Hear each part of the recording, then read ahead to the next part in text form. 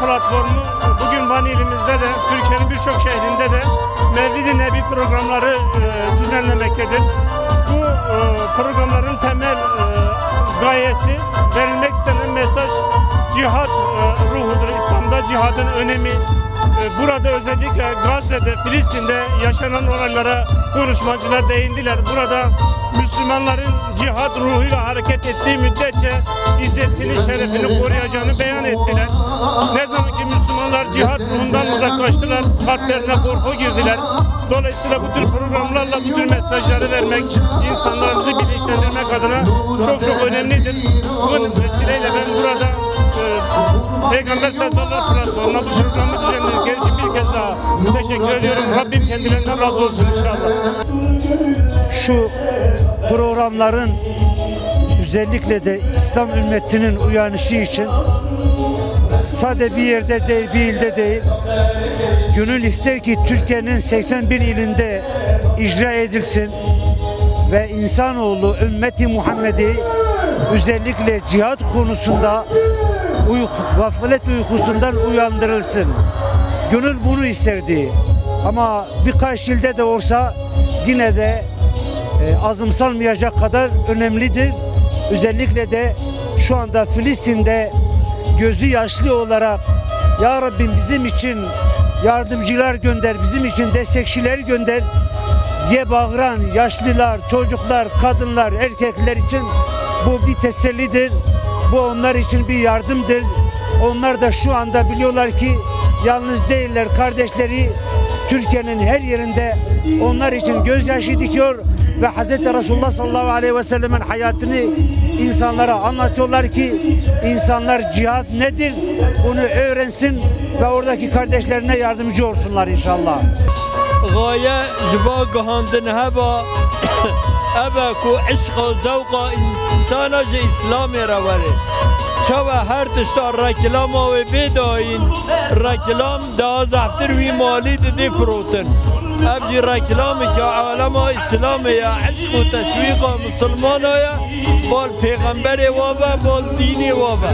Bica her vakti evladım eşmere dekene Müslüman İslam'ı gafil nebiş peygamberi khadürü nekebin her vakti peygamberi va dini va debi. İzberve ki programı yani şekli dine girir.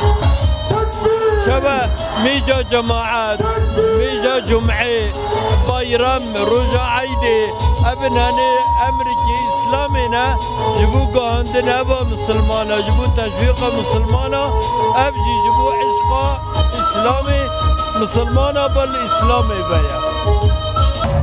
Her yıl ülkemizde Mevlid-i Nebi haftası olarak kutlanmakta olan Nisan ayında birçok kurum, kuruluş, dernek, platform, buna benzer organizasyonlar yapıyor. Bugün de Peygamber Sevdalıları platformunun bir organizasyonundayız hep birlikte. Bu organizasyonlara genel olarak Müslüman halk ve o yörenin halklarından katılımlar sağlanıyor. Burada önemli olan şey şu, Peygamber Efendimiz sallallahu aleyhi ve sellemin döneminde yaşanılmış olan olayları gündemde tutmak, canlı tutmak, Müslümanlığı, İslamiyet'i canlı tutmak ve hali hazırda günümüzde Müslümanlara yönelik yapılmış olan zulümleri canlı tutmak, onları insanlara hatırlatmak, o bilinci ayakta tutmak amacıyla yapılıyor bu programlar. O anlamda baktığınız zaman hakikaten bu tür programların bilincinde olan ya da olmayan birçok insanın bu programlar vasıtasıyla bilinçlendiğini, harekete geçtiğini, en azından dualarla bu işe, sıkıntıları, durumlara cevap verdiklerini görüyoruz. Bu da bence çok önemli. Bu tür durumların canlı tutmak adına gerçekten bu programların desteklenmesi gerekiyor. Gerek katılım noktasında, gerek icraat noktasında, gerekse de bu programlarda birebir yer almak noktasında. Çünkü insanoğlu çabuk unutan bir canlıdır.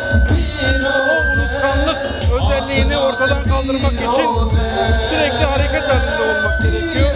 Ve Peygamber Efendimiz sallallahu aleyhi ve sellemin yaşamış olduğu sıkıntıları, insanlara vermiş olduğu öğütleri günümüzden sonuna kadar, yani alemin sonuna kadar, insanların yaşayacağı sıkıntılara kadar hepsinin bizim tekrar o dönemi hatırlatarak gözümüzün önüne getirmemiz gerekiyor. Bunları biz unutursak eğer, inanın insanlığımızı kaybederiz, dünya hayatımızı kaybederiz, ahiretimizi kaybederiz. O anlamda baktığınız zaman bizim üzerimizde gerek bireysel olarak gerek toplumsal olarak çok önemli görevler düşüyor. Ben bu anlamda bu tür programları çok kıymetli buluyorum. Bahar ayı demek diriliş demektir. Baharın gelişi diriliş demektir. İki can serveri Hazreti Peygamber sallallahu aleyhi ve sellem'in dünyaya teşrifleri Nisan ayında gerçekleşmiştir. İnşallah bu tür programın ümmetin birlik ve bütünlüğüne, dirilişine vesile olmasını diliyoruz. Ve baharın gelişiyle bu tür programların bir dirilişe, Filistin ve Gazze'deki Müslüman kardeşlerimizin verdikleri mücadele dirilişine yardımcı olma dileğiyle bütün dua ve temennimizi sürdürüyoruz inşallah.